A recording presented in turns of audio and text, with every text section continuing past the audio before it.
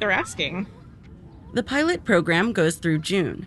The health department will be collecting data from these conversations, and if officials determine the program is effective at connecting New Yorkers to services, the city could look to extend it. Caroline Lewis, WNYC News. WNYC supporters include Suffs, a new musical now on Broadway about the radical suffragists who fought for women's right to vote and changed the course of history, produced by Hillary Clinton and Malala Yousafzai. More at suffsmusical.com. On this week's Wait Wait, Malala Yousafzai explained what she did after finding out she had won the Nobel Peace Prize at the age of 17. I went back to my physics class. I said I have to finish my school day because when you get the Nobel Peace Prize for education, you have to finish your school day. I'm Peter Sagal. We've got Malala and other heroes on this week's show. That's the News Quiz from NPR. Tomorrow morning at 11 on 93.9 FM and AM 820 WNYC. Marketplace Morning Report is coming up next, and then in 10 minutes at 9 o'clock, it's the BBC NewsHour on WNYC. Let's check in with London and see what they're working on. Hello, London. Good morning, WNYC. I'm James Menendez. Today on NewsHour, it's a year since the American journalist Evan Gershkovich was arrested for spying in Russia. The US says he's a bargaining chip, but what will secure his release? Also, could drugs used for treating advanced breast cancer also help prevent it in women at high risk of developing the disease? That's BBC NewsHour at 9 on WNYC.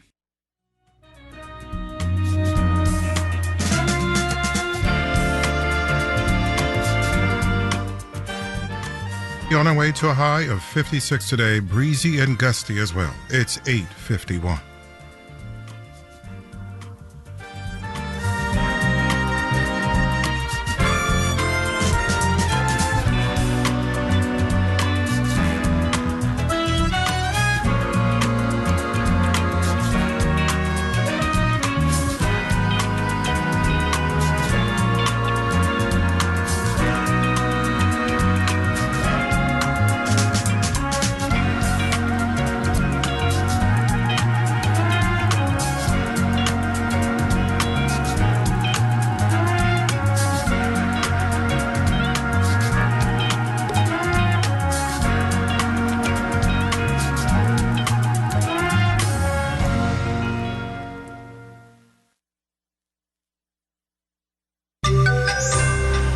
Mega cranes and dollars begin to arrive in Maryland.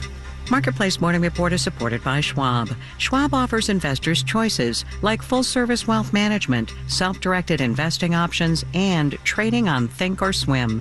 More at schwab.com.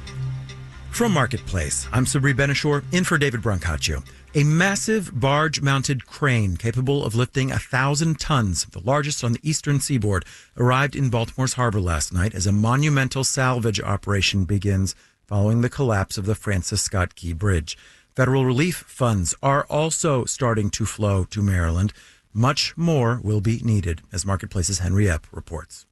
The Transportation Department described the initial $60 million given to Maryland yesterday as a down payment. The funding will help the state begin to remove and demolish the fallen bridge, set up highway detours, and start to clear the waterway to the Port of Baltimore. Recovery work has slowed and dive operations have paused due to hazardous conditions caused by the submerged wreckage and debris. The initial batch of recovery money is from an emergency fund, but to cover the full cost of cleanup and rebuilding, as President Joe Biden pledged the federal government would do, will likely take congressional action, and lawmakers are currently in the middle of a 2-week break. I'm Henry Epp for Marketplace.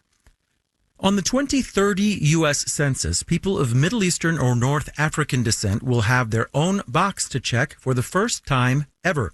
And starting today, agencies across the federal government are being instructed to add a Middle Eastern or North African option to race and ethnicity questions on all data collection forms. This is something that Arab Americans have been pushing for decades. Advocates say one outcome of the change will be a clearer picture of economic conditions in Arab American communities. Marketplace's Savannah Marr has more. Until now, people with roots in the Middle East and North Africa have been directed to check the white box on government forms. Maya Berry is with the Arab American Institute. So when we approached federal data forms, we literally had nowhere to check. nowhere that reflected how they identified or how others perceived them. Berry says being lumped into the white category made Arab Americans invisible in government data sets, like the monthly jobs report and others you hear about on the show. And that could be masking economic disparities. Disparities related to racial discrimination. Nadine Neber is a professor at the University of Illinois, Chicago. With this change, she says government data could start to reflect the outcomes of anti-Arab discrimination in schools, workplaces, and the housing market. The more data we have, the more we can make the case for specific services. Those could include housing assistance, small business loans, and economic research focused on Arab Americans. I'm Savannah Marr for Marketplace. All right, let's do the numbers. Dow and S&P futures are up 0.1%. Dow futures up 47 points. NASDAQ futures are down 0.2%. And the yield on the 10-year Treasury is 4.205%. Marketplace Morning Report is supported by the Wall Street Journal, whose reporter Evan Gersevich was detained by Russia nearly 1 year ago to widespread condemnation. More about Evan at WSJ.com/Evan. And by Disney, announcing that Disney will host its annual meeting of shareholders on April 3rd with a board of directors election. Learn more about voting at votedisney.com. 15% of U.S. households owed medical debt in 2021. For 6% of adults, that debt is more than $1,000. For 1% of adults, which is actually 3 million people, their medical debt is more than $10,000. So not hard to see then how medical debt is the leading cause of personal bankruptcy in the U.S. Last week, Marketplace held a discussion in front of a live audience in St. Paul, Minnesota, focused on this issue. Health economist at the University of Minnesota, Jennifer Schultz, and Minnesota Public Radio host Angela Davis joined Marketplace's David Brancaccio on stage. Here's Angela Davis. The talk show that I host, many of you may know, we are able to open the phone lines and take phone calls live while we're on the air from our listeners. Ever since the pandemic, people have just been openly sharing their emotions and their pain. And I was just shocked by how much pain people are in. Also, the shame and guilt that came along with the medical debt. Because think about it. I mean, the reason you have medical debt is that you're in pain, right? You fell, you have a disease, you had to have a surgery.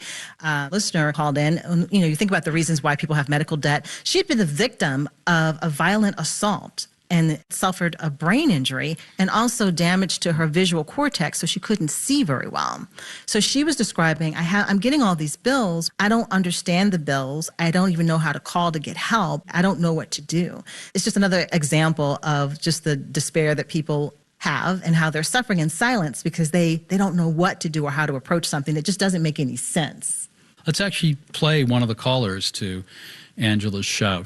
I live in a house that is not mine. It would be, save for $28,000 in debt that my partner owed when she left this world. She had cancer. I myself am disabled, and there's this debt against this house. I'm unable, now I'm running out of cash of my own, but there's not even any way I can sell the house because it's not mine.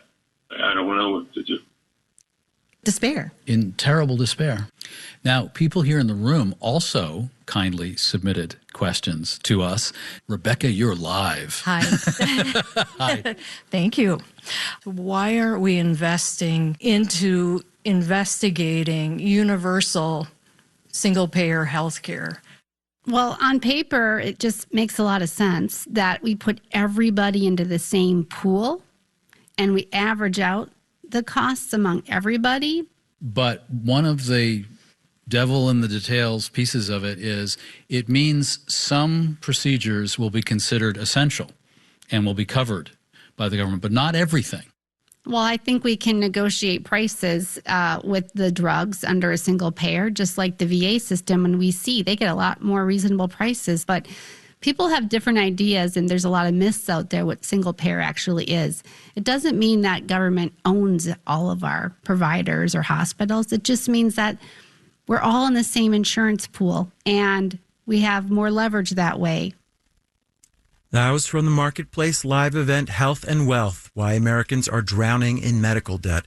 You can find video of the full conversation on YouTube. Just look up Marketplace APM and Health and Wealth. It's on our website too, marketplace.org/healthwealth. In New York, I'm Sabri Benishore with the Marketplace Morning Report.